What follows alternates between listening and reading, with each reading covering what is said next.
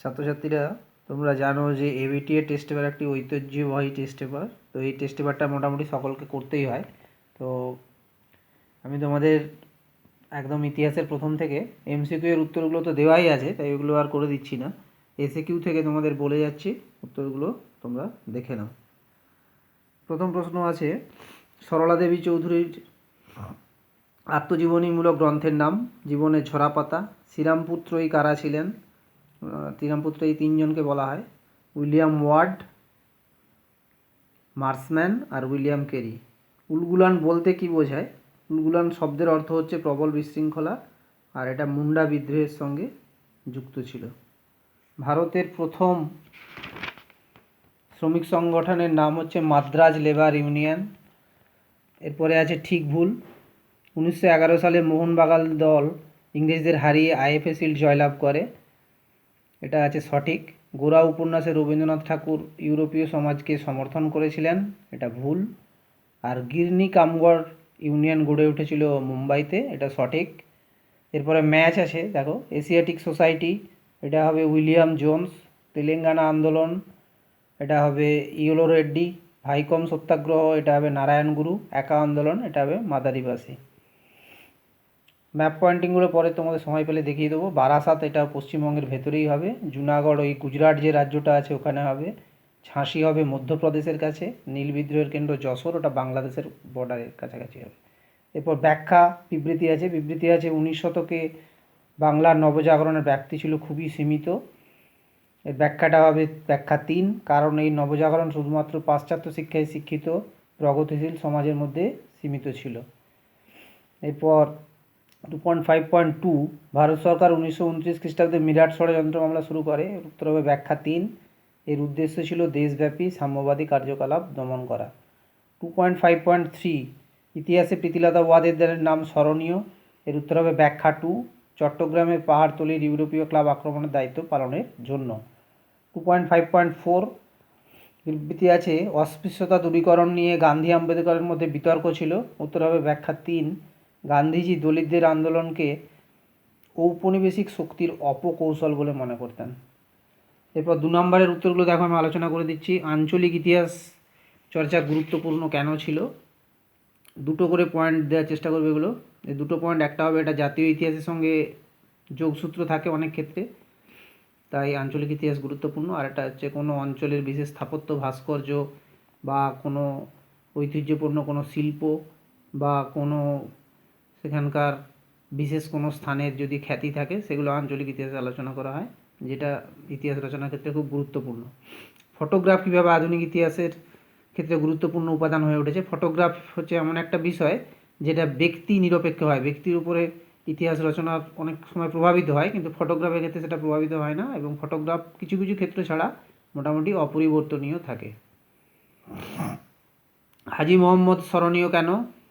দুটো কারণে। একটা হচ্ছে তিনি হুগলি মহসিন কলেজ তৈরি করেছিলেন আর ইমামবাড়া তৈরি করেছিলেন। 3 আইন 1872 খ্রিস্টাব্দে ব্রাহ্ম সমাজের উদ্যোগে হয়েছিল। বিধবা বিবাহ প্রচলন আর বাল্য বিবাহ ও বহুবিবাহ রদ।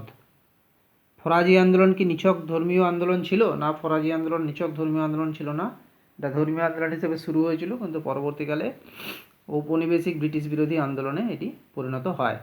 চুয়াড় বিদ্রোহের গুরুত্ব কী ছিল? দুটো গুরুত্ব ছিল। প্রথমত হচ্ছে যে চুয়াড় বিদ্রোহ ছিল কোম্পানির আমলে প্রথম আদিবাসী বিদ্রোহ, আর এই বিদ্রোহটার পরে চুয়াড়দের ওপর কঠোর নিয়ন্ত্রণ বজায় রাখার জন্য ব্রিটিশরা জঙ্গলমহল তৈরি করেছিল।